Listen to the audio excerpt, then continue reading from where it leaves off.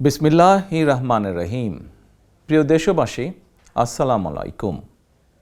সারা দেশে তীব্র তাপদাহ, অসহনীয় লোডশেডিং আর তীব্র পানির সংকট দেশের জনগণকে জানিয়ে দিয়েছে জলবায়ু পরিবর্তনের নেতিবাচক পরিস্থিতি মোকাবেলায় বাংলাদেশ কোনো কার্যকর উদ্যোগই গ্রহণ করেনি।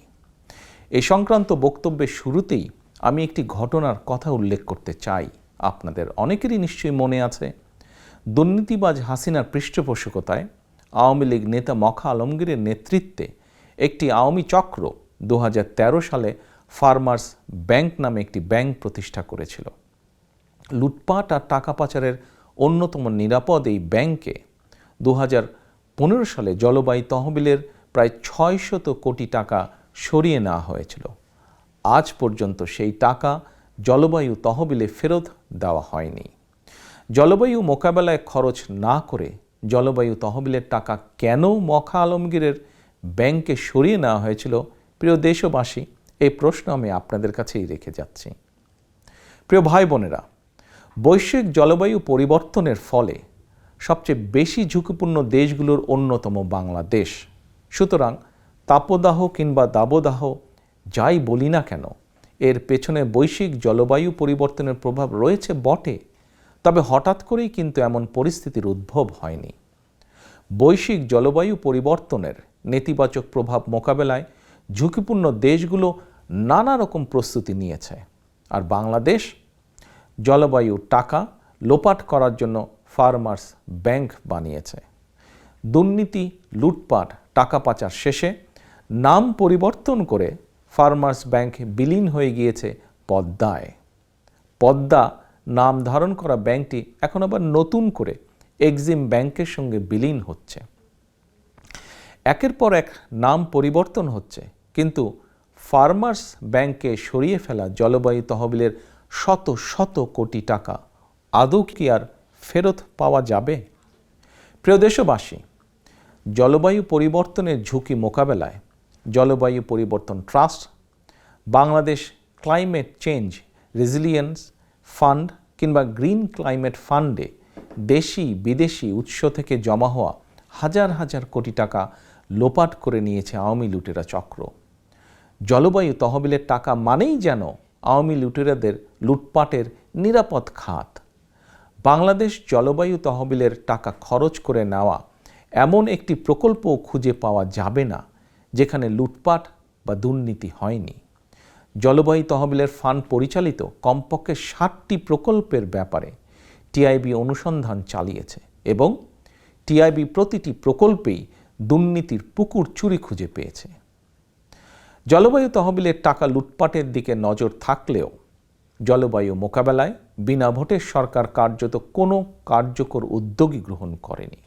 অতিবৃষ্টি, অনাবৃষ্টি, খরা, বন্যা, জলোচ্ছ্বাস নানা বিষয় তথ্য পেতে একটি আধুনিক কৌশল ও যন্ত্র নির্ভর আবহাওয়া বিভাগ অনিবার্য। অথচ দুদিন আগে সমগ্র দেশবাসী জানতে পারলেন বর্তমানে দেশের আবহাওয়া বিভাগের একটি রাডারও নাকি কাজ করছে না। তাহলে প্রিয় দেশবাসী, কিসের উন্নয়ন? যে উন্নয়নের গল্প আমরা এতদিন শুনলাম, কার উন্নয়ন? কাদের জন্যই বা উন্নয়ন? প্রিয় দেশবাসী, সাম্প্রতিক সময়ে গণমাধ্যমে প্রকাশিত একটি রিপোর্টটি কি? রাজধানীর বিমানবন্দর সড়কের দুই পাশে বনসাই গাছ লাগানো হয়েছিল, কিন্তু পরিবেশবিদগণ বলেছিলেন যেসব বনসাই গাছ লাগানো হয়েছে এগুলো ঢাকার মাটি এবং পরিবেশের জন্য মোটেও উপযোগী নয়। তারপরেও কিন্তু সড়ক এবং জনপথ বিভাগ বিদেশ থেকে জনগণের অর্থ ব্যয় করে প্রচুর টাকা দিয়ে এই আমদানি করা গাছগুলো লাগিয়েছিল। প্রশ্ন হচ্ছে, আসলে কি পরিবেশ সংরক্ষণের উদ্দেশ্য ছিল গাছ লাগানো, নাকি গাছ লাগানোর মূল উদ্দেশ্য ছিল অন্য কিছু? প্রিয় দেশবাসী, জলবায়ু তহবিলের টাকাটা লুটপাটের পাশাপাশি চলছে প্রকৃতি এবং পরিবেশ বিধ্বংসী কার্যক্রম। এমনকি ভোট ডাকাত হাসিনা বিশ্ব ঐতিহ্যের ধারক সুন্দরবন বিধ্বংসী প্রকল্প গ্রহণ করতেও বিন্দুমাত্র দ্বিধা করেনি। উন্নয়নের নামে চট্টগ্রামে মনে হয় গাছ কাটার মহা উৎসব চলছে। পাহাড় কাটা, পাহাড় দখল রোধে কোনো পদক্ষেপই নেই। সম্প্রতি ভবন নির্মাণের নামে জাহাঙ্গীরনগর বিশ্ববিদ্যালয়ে 4 শতাধিক গাছ কেটে ফেলার সিদ্ধান্ত নিয়েছে কর্তৃপক্ষ। দেশ বৈশ্বিক জলবায়ু পরিবর্তনের হুমকিতে জেনেও তথাকথিত উন্নয়নের নামে গাছগাছালি কেটে খাল, ডোবা, জলাধারগুলো ভরাট করে মাঠ, পার্ক দখল করে রাজধানী ঢাকাসহ দেশের শহরগুলোকে যেন কংক্রিট আর আবর্জনার শহরে পরিণত করা হচ্ছে।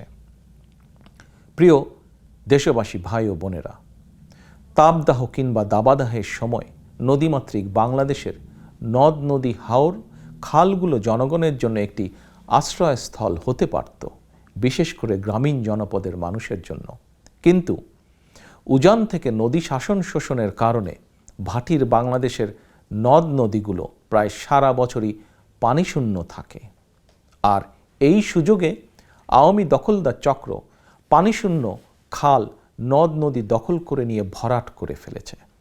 আওয়ামী দখলদার চক্রের দখলদারিত্ব থেকে রেহাই পেয়েছে দেশে এমন একটি নদী কিংবা খাল খুঁজে পাওয়া যাবে কিনা যথেষ্ট সন্দেহের ব্যাপার। আমি জাতীয় গণমাধ্যমে কিছুদিন আগে প্রকাশিত একটি রিপোর্ট দেখেছিলাম। রিপোর্টটিতে উল্লেখ করা হয়েছিল বুড়িগঙ্গা, ধলেশ্বরী ও কালীগঙ্গা নদীবেষ্টিত কেরানীগঞ্জ উপজেলায় খাল ছিল কমপক্ষে 52টি। এর মধ্যে দখল আর দূষণে 40টা খালই প্রায় বিলুপ্ত, আর 12টি খাল এখন কোনো মতে অস্তিত্ব টিকিয়ে রেখেছে।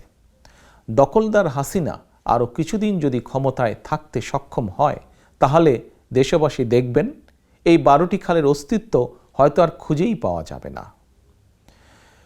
প্রিয় দেশবাসী ভাই বোনেরা, বিভিন্ন গবেষণা সংস্থার পরিসংখ্যানে দেখা যায় 1971 সালে বাংলাদেশে কমপক্ষে 12 শতাধিক নদ নদী ছিল। এর মধ্যে 5 শতাধিক নদ নদীর মৃত্যু হয়েছে। 1974 সালে ফারাক্কায় বাঁধ নির্মাণের জেরে বাংলাদেশের নদ নদীর এই মরণযাত্রা শুরু হয়েছিল। নদী বিশেষজ্ঞরা বলছেন, উজানে নদীর পানি এবং পলিপ্রবাহে অব্যাহতভাবে বাধা সৃষ্টি, নদ নদীর অবৈধ দখল, অপরিকল্পিত অবকাঠামো নির্মাণ সহ নানা কারণে একের পর এক দেশের নদীগুলো মারা যাচ্ছে। একদিকে পানি প্রবাহ না থাকার কারণে, অন্যদিকে দখলদারিত্বের কারণে অনেক নদী প্রায় খালে রূপান্তরিত হয়েছে। অথচ জলবায়ু মোকাবেলায় বাংলাদেশের নদ নদীগুলো প্রাণ সঞ্চারী ভূমিকা রাখতে পারত। মানুষের বেঁচে থাকার স্বার্থেই দেশের নদ নদী, খাল বাঁচিয়ে রাখা প্রয়োজন। নদ নদী, খাল, জলাশয় বা জলাধারগুলো দখলমুক্ত এবং সজীব রাখা রাষ্ট্রের বিশেষ একটি দায়িত্ব হওয়া উচিত। প্রিয় দেশবাসী, প্রিয় ভাই বোনেরা, 2 প্রতিবেশী রাষ্ট্র বাংলাদেশ এবং ভারতের মধ্যে সংযোগ সড়ক, রেলপথ, স্থলবন্দর, ট্রানজিট, ট্রান্সশিপমেন্টের মতন ইস্যুগুলো 2 দেশেরই জন্য গুরুত্বপূর্ণ ছিল বা আছে। এই ইস্যুগুলো নিয়ে বাংলাদেশের সামনে আলাপ আলোচনার মাধ্যমে তিস্তা সহ অভিন্ন নদ নদীগুলোর পানির ন্যায্য হিস্সা আদায় করার সুযোগ ছিল। কিন্তু ক্ষমতা লিপ্স হাসিনা তার বিনা ভোটের সরকারের প্রতি সমর্থন আদায় করতে দেশের স্বার্থে নয়, বরং এই ইস্যুগুলোকে তার ব্যক্তিগত এবং দলীয় স্বার্থে ব্যবহার করেছে। ফলে তিস্তা চুক্তি কিংবা অভিন্ন নদীগুলোর পানির ন্যায্য হিস্সা আদায়ের বিষয়টি এখনও অমীমাংসিত। সুতরাং নির্দ্বিধায় বলা যায়, বাংলাদেশের জলবায়ুর প্রভাব মোকাবেলায় খোদ হাসিনাই এখন সবচেয়ে বড় প্রতিবন্ধক। প্রিয় দেশবাসী, বাংলাদেশে জলবায়ু পরিবর্তনের নেতিবাচক প্রভাব মোকাবেলায় আমরা বাংলাদেশের স্বাধীনতার ঘোষক শহীদ রাষ্ট্রপতি জিয়াউর রহমানের একটি দূরদৃষ্টি সম্পন্ন যুগান্তকারী খাল খনন এবং বৃক্ষরোপণ কর্মসূচির কথা স্মরণ করতে পারি। খাল কাটা হলে সারা, দূর হবে বন্যা খরা, এই স্লোগান নিয়ে শহীদ জিয়া সারা দেশে খাল খনন এবং বৃক্ষরোপণ কর্মসূচির মাধ্যমে দেশে সবুজ বিপ্লব শুরু করেছিলেন। Mother of democracy Khaleda Zia সরকারের সময়ও সবুজায়ন কর্মসূচি এগিয়ে নিয়ে যাওয়া হয়েছিল। জনগণের রায় বিএনপি ইনশাল্লাহ পুনরায় ক্ষমতা এলে জলবায়ু মোকাবেলায় আবারও দেশে শহীদ জিয়ার সেই বিপ্লব কর্মসূচি পুনরায় শুরু করা হবে। প্রিয় দেশবাসী, আমি আর কথা বেশি লম্বা করব না। আমার শেষে দেশের সকল মানুষকে বলবো, একটু চিন্তা করে দেখুন, আওয়ামী লুটেরা চক্র বিদেশে সেকেন্ড হোম গড়ে তুলেছে, কানাডার বেগমপাড়া বানিয়েছে। আওয়ামী লুটেরা চক্র যুক্তরাজ্য, যুক্তরাষ্ট্র সহ বিভিন্ন দেশে শত শত বাড়িঘর বানিয়েছে নিজেদের জন্য। সুতরাং বসবাসের জন্য বাংলাদেশ যদি অনিরাপদ হয়ে উঠে, আওয়ামী লুটেরা চক্র নিরাপদে বিদেশে পালিয়ে যাবে। কিন্তু সাধারণ জনগণ কোথায় যাবে? দেশের কোটি কোটি জনগণ, আমাদের বিদেশে যাদের সেকেন্ড হোম নেই, আমাদেরকে বাংলাদেশেই থাকতে হবে। পরিবেশ বিরোধী স্বৈরানী হাসিনার দুঃশাসনের এই দহনকালে গণতন্ত্র কিংবা মানবাধিকার দূরে থাক, প্রকৃতি এবং পরিবেশও নিরাপদ নয়, বাংলাদেশ নিরাপদ নয়। সুতরাং জলবায়ুর নেতিবাচক প্রভাব মোকাবেলা করে আমাদের সবার জন্য একটি নিরাপদ এবং বসবাসযোগ্য বাংলাদেশ গড়ে তুলতে হবে। একটি নিরাপদ বসবাসযোগ্য বাংলাদেশ গড়ে তোলার লক্ষ্যে বাংলাদেশের পক্ষের শক্তি, গণতন্ত্রের পক্ষের শক্তিকে যে কোনো সময়ের থেকে বর্তমানে আরও বেশি ঐক্যবদ্ধ ভূমিকা রাখতে হবে আগামী দিনে।